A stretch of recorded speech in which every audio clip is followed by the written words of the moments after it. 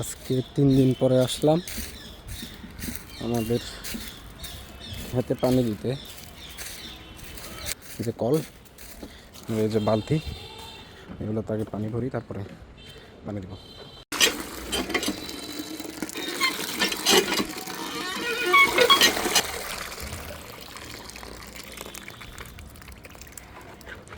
এই হচ্ছে লাল শাক, এই কুমড়া গাছ, বরবটি, এই যে বেগুন, তারপরে এখানে আছে মূলা শাক।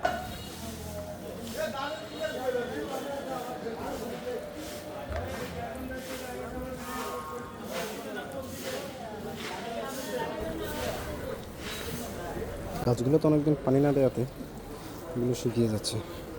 এগুলো তো প্রতিদিন পানি দেওয়া লাগে, ব্যস্ততার কারণে 2 দিন পানি দেওয়া হয়নি। মোটামুটি এইদিকে সবগুলোতে পানি দেওয়া শেষ। এখন টমেটো খেতে পানি দিতে হবে। এই হচ্ছে টমেটো গাছ। এই খেতে রোদ কম পড়ে, এই কারণে গাছগুলো দুর্বল, খুব একটা রোদ পড়ে না। সকালে যখন সূর্য ওঠে, যে এটা হচ্ছে পূর্ব দিক, এদিক থেকে সূর্য ওঠার পরে কিছুটা রোদ পড়ে, কিন্তু অতিরিক্ত গাছপালার কারণে খুব বেশি রোদ পড়ে না, তাই গাছগুলো অনেক দুর্বল।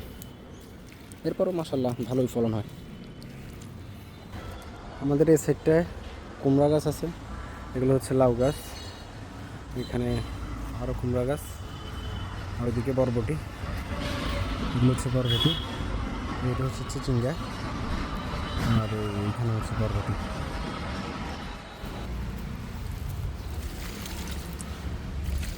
গাছের গোড়ায় গোড়ায় পানি দিলাম।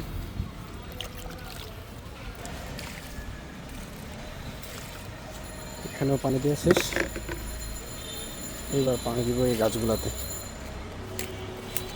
আগে বেগুন গাছে পানি দিব।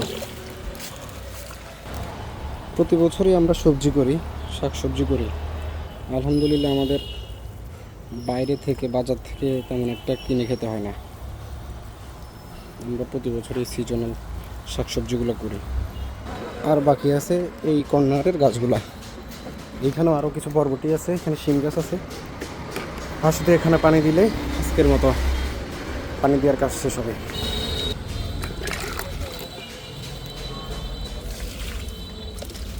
গাছগুলো এখনো ছোট ছোট, বেশি দিন হয় নাই লাগাইছে।